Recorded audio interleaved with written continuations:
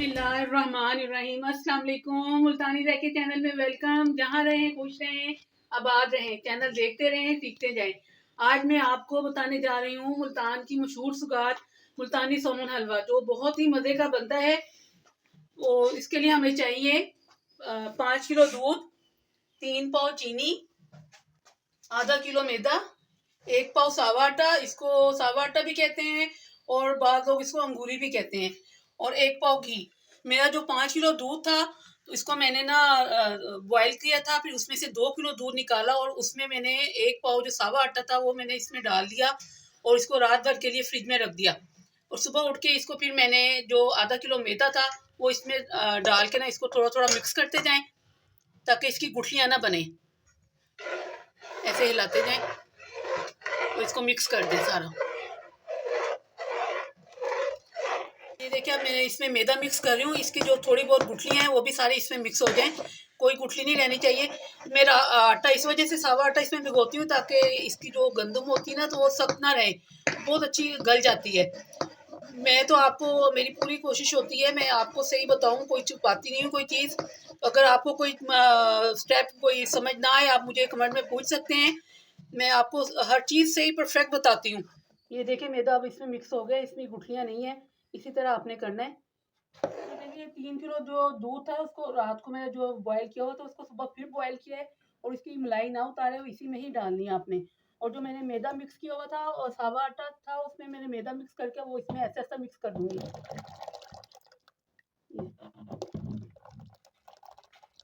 ये 2 किलो दूध था जो, उसमें मैंने सावा आटा और मैदा मिक्स करके मैंने इस दूध में शामिल कर दिया। 5 किलो दूध लिया था, इसमें मैंने 2 किलो दूध निकाल लिया, उसमें मैंने सावा आटा मिला के रख दिया, सारी रात फ्रिज में पड़ा रहा है। फिर उसको सुबह उठ के 3 किलो जो दूध था वो मैंने उसको बॉयल किया है, फिर उसमें मैंने वो ठंडा हुआ है, फिर वो जो सावा आटा था उसमें मैंने मैदा मिलाया है और उसे मिक्स करके इसमें शामिल कर दिया है।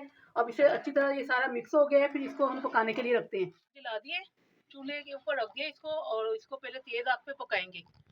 जब ये पकने लग जाएगा और इसके ना वो दाना बन जाएगा फिर हम इसकी आग हल्की कर देंगे और चमचा नहीं चलाएंगे इसको पकते हुए। और देखिए ये दूध फटना शुरू हो गया है। इस टाइम पे आके आपने चमचा नहीं चलाना, इसका दाना बनने दें, मोटा दाना बनेगा। ना हमने इसमें टाटरी डाली है, ना इसमें मैंने लेमन डाला है।